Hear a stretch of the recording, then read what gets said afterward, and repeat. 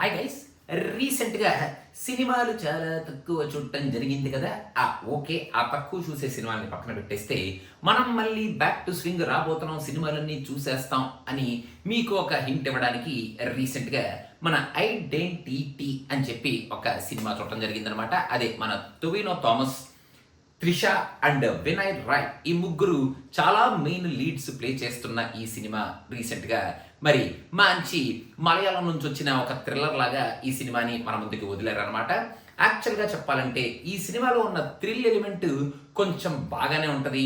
ఆ interesting identity అన్న kind of కాన్సెప్ట్ని కొంచెం బాగానే వీళ్ళు తీసుకురావడానికి ట్రై చేశారు. కానీ ఈ సినిమాలో ఉన్న ఫస్ట్ హాఫ్లో వీళ్ళు స్టార్ట్ చేయటం ఒక మంచి సైకలాజికల్ థ్రిల్లర్ లాగా అసలు చాలా ఇంట్రెస్టింగ్ కాన్సెప్ట్ని ఏదో టచ్ చేస్తూ చాలా ఇంట్రెస్టింగ్గా టొవినో థామస్కి ఒక డిజార్డర్ పెట్టి ఆ డిజార్డర్ రూపంలో ఒక ఇంట్రెస్టింగ్ సీన్స్ని వాటిని మనకి ఫస్ట్లో టొవినో థామస్ నుంచి చూపిస్తూ అరే మంచి మైండ్ గేమ్ లాగా ఈ సినిమాని మన ముందుకు తీసుకెళ్ళబోతున్నారు కదా అన్నట్టు ఫస్ట్ హాఫ్లో twists and turns and a very interesting interval and very interesting characterisation from Trisha.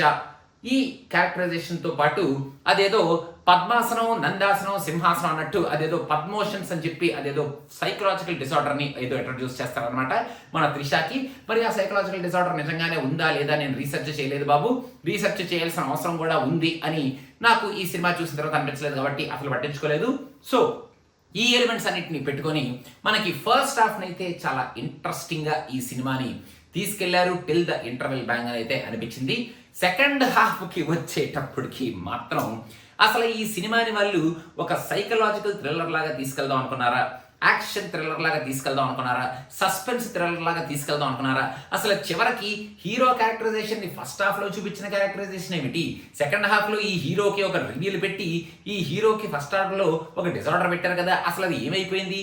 Hero ఏంటి సడన్ గా సెకండ్ హాఫ్ లో ఒక యాక్షన్ హీరో లాగా బిహేవ్ చేస్తున్నాడు అన్నట్టు సెకండ్ హాఫ్ ని చాలా ఓవర్ స్టఫ్ చేసేసి ఎక్కడెక్కడ నుంచో ఏవేవో క్యారెక్టర్స్ ని చాలా ఫాస్ట్ గా ఆ స్టోరీ లైన్ ని అసలు ఫస్ట్ హాఫ్ లో జరిగే స్టోరీకి సెకండ్ హాఫ్ లో ఒక డిఫరెంట్ టర్న్ ని తీసుకొని ఆ రీజనింగ్ ఇచ్చుకుంటూ ఈ ఐడెంటిటీ అనే దానికి ఒక డెఫినేషన్ ఇచ్చుకుంటూ అసలు ఫస్ట్ హాఫ్ లో జరిగిన సంఘటనల్ని సెకండ్ హాఫ్ లో లింక్ చేస్తూ ఇందుకోసం జరుగుతున్నాయి అనేటట్టు తీసుకొచ్చిన రీజన్ ని మాత్రం వాళ్ళు చూపించడం కొంచెం ఇంట్రెస్టింగ్ గానే చూపించిన due to lot of complex characters and lengthy second half and lots and lots of action elements and so much of story which we need to concentrate. అది అంత థ్రిల్ ని జనరేట్ చేసింది అని నాకైతే అనిపించలేదు because of all these elements. First half is highlight of this movie అని నేను ఇప్పటికీ చెప్పగలుగుతాను. సెకండ్ హాఫ్ లో వాళ్ళు చూపించిన యాక్షన్ ఎపిసోడ్స్ కానీ ఒక చిన్న ఫ్లైట్ ఎపిసోడ్ ఉంటుంది, ఆ ఫ్లైట్ ఎపిసోడ్ కూడా బాగానే ఉంటుంది. వాళ్ళు తీసుకొచ్చిన ఆ క్లైమాక్స్ లో ఉన్న యాక్షన్ సీన్, అక్కడ జరిగే యాక్షన్ కూడా బాగానే ఉంటుంది. సెకండ్ హాఫ్ లో వాళ్ళు తీసుకొచ్చిన ఆ రీజనింగ్ ని కూడా ఇంట్రెస్టింగ్ గానే తీసుకొచ్చారు. కానీ ఎందుకో ఆ కిక్ అయితే జనరేట్ చేయలేదు due to some sort of predictability in this story. Mainly ఆ ట్విస్ట్ ఎప్పుడైతే రివీల్ అవుద్దో అప్పుడు అనేటట్టు నాకైతే అనిపించింది. ఒక edge of the seat thriller చూసాం కదా, అసలు పగిలిపోయింది కదా, ఐడెంటిటీ అని పేరు పెట్టి ఈ ఐడెంటిటీ కోసం ఎంత సూపర్ మైండ్ గేమ్ ఆడే కైండ్ ఆఫ్ ఒక థ్రిల్లర్ ని చూపించారు కదా అన్నట్టయితే నాకైతే అనిపించలేదు. ఈ ఫస్ట్ హాఫ్ ఏమిటో, ఈ ఫస్ట్ హాఫ్ లో చూపించిన స్టోరీ ఏమిటో, అసలు సెకండ్ హాఫ్కి వచ్చేటప్పటికి ఈ సినిమాలో ఎన్ని ఎలిమెంట్స్ ఎందుకు పెట్టాల్సి వచ్చిందో, అంత బాగా లాగిపెట్టి బబుల్ గమ్ లాగా పీకి ప్యాక్ పని కొట్టాలని ఎందుకు అనిపించిందో అనేటట్టు నేను ఓకేరా ఒక నార్మల్ థ్రిల్లర్ని చూసాం which should have been a very interesting thriller, but okay అనుకుంటూ ఆ సెకండ్ హాఫ్ లో ఉన్న లెంత్ ని బేర్ చేసి ఫస్ట్ హాఫ్ లో మాత్రం ఇంట్రెస్టింగ్ సీన్స్ ని బాగా ఎంజాయ్ చేసి ఏదో ఎక్స్పెక్ట్ చేస్తాం సెకండ్ హాఫ్ లో అనుకొని ఆ ఎక్స్పెక్టేషన్ కి ఏమీ రీచ్ అవ్వక నార్మల్ థ్రిల్లర్ ని చూసాం అని థియేటర్ నుంచి నేనైతే బయటకు వచ్చాను. మన టొవినో థామస్ ఈ సినిమాలో యాక్టింగ్ బాగానే చేశాడు. ఫస్ట్ హాఫ్ అంతా జోబులో చేతులు పెట్టుకొని చాలా స్టిఫ్ గా ఈయనేట్రా బాబు రోబోట్ లాగా నడుస్తున్నాడు ఏంటి అన్నట్టు ఇలా నడుచుకుంటూ వెళ్ళిపోతాడు అనమాట. సెకండ్ హాఫ్ వచ్చేటప్పటికే జోబులోంచి చేతులు బయటకు తీసి అయ్యా హూ హే హే ఇహ్యా అని చెప్పి ఫైట్ లో వీవి చేస్తుంటాడు. త్రిషకి పెద్ద ఈ సినిమాలో రోల్ ఉంది అని నేను అంతగా అనిపించలేదు నాకు.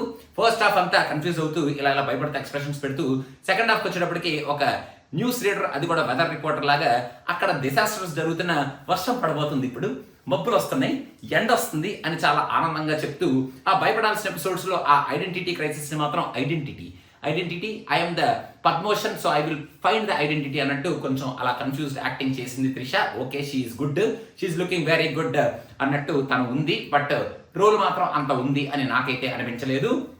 మెయిన్గా ఈ సినిమాలో మనకి రోల్ ఉంది వినయ్ రాయ్కి. ఫస్ట్ నుంచి లాస్ట్ వరకు వినయ్కి ఈ సినిమాలో ఫుల్ లెంత్ రోల్ బాబు. చాలా చాలా డిఫరెంట్ మంచి మంచి వేరియేషన్స్ ఉన్న క్యారెక్టర్ ఈయన ప్లే చేశాడు. ఆయన క్యారెక్టర్ ఏమిటి అనేది మీరు ఆ థియేటర్కి వెళ్ళి చూస్తే కానీ మీకు అర్థమవుదు. ఇంకా ఓవరాల్గా ఈ ముగ్గురే మెయిన్ లీడ్స్ కాబట్టి మిగతా వాళ్ళందరూ అలా కొంతమంది ఉంటారు, పొట్టిగా పొట్టేసుకొని వాళ్ళు పోలీస్ ఇన్స్పెక్టర్లు అంటారు. ఇంకా మిగతా కొంతమంది క్యారెక్టర్లు హ్యాకర్స్ అని అదని ఇదని లాంగ్ హెయిర్ పెట్టుకొని కంప్యూటర్ మీద దబా బాత్తు ఆయన హ్యాకర్ అని ఒక క్యారెక్టర్ కూడా తిరుగుతూ ఉంటాడు. ఇంకొకటి కూడా ఒక చెత్త పని చేస్తూ ఆ విలన్ కూడా ఈ సినిమాలో ఉంటాడు అనమాట. సో మొత్తానికి ఈ ఇంగ్రీడియంట్స్ అన్నిటినీ మన జేక్స్ బిజాయ్ ఇచ్చిన మంచి, అటు ఏ సీన్ అయినా సరే అక్కడ ఈడిఎంని కొడుతూ అసలు ఏ సీన్కైనా సరే ఈడిఎం బ్యాక్గ్రౌండ్ని ఇవ్వచ్చు అని ప్రూవ్ చేస్తూ మంచి బ్యాక్గ్రౌండ్ స్కోరే ఇచ్చాడు. ఫస్ట్ నుంచి లాస్ట్ వరకు ఈడిఎంని థియేటర్లో ఓదరగొట్టేశాడు. మనం అప్పుడప్పుడు సీట్లోంచి బయటకు లేసి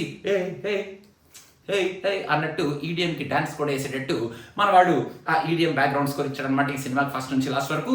సో ఓవరాల్గా మీరు ఐడెంటిటీ సినిమాని చూడాలి అనుకుంటే పెద్దగా ఏంటి ఈ ఐడెంటిటీ అని స్ట్రెస్ ఏం లేకుండా ఫస్ట్ హాఫ్ని ఎంజాయ్ చేసేసి బుర్ర బద్దలు కొట్టేసుకోకుండా ఈ సెకండ్ హాఫ్లో ఉన్న ఆ లెంత్ని, ఆ సెకండ్ హాఫ్లో ఉన్న కొంచెం ఆ లెంతీ స్టోరీ టెల్లింగ్ని, వచ్చే ఆ డిఫరెంట్ కైండ్ ఆఫ్ క్యారెక్టర్స్ని, ఆ ఎక్స్ప్లెనేషన్స్ని, ఆ క్లాసులని భరిస్తే థియేటర్ నుంచి బయటకు వచ్చేటప్పటికే ఓకేరా మన ఐడెంటిటీని అయితే మనం మర్చిపోకుండానే థియేటర్ నుంచి బయటకు వచ్చాం రోయ్ అనుకొని okay we can pass this but not to the greater extent అనుకుంటూ థియేటర్ నుంచి మీరు బయటకు వచ్చేస్తారనమాట. అది నా ఐడెంటిటీ నేను మర్చిపోకుండా మీకు ఇస్తున్న ఈ ఐడెంటిటీ రివ్యూ. అదనమాట సంగతి గైస్. ఇంకా మిగతా సినిమాలు నేను చూడబోతున్నాను. చూసేసిన తర్వాత ఆ సినిమాకి రివ్యూలు ఫస్ట్ అండ్ సంక్రాంతి సినిమాలు మిస్ అవ్వకుండా ఇచ్చేయడానికి నేను ప్రయత్నిస్తాను. Thank you so much. Don't forget to subscribe to cinema పిచ్చా అండ్ బాయ్.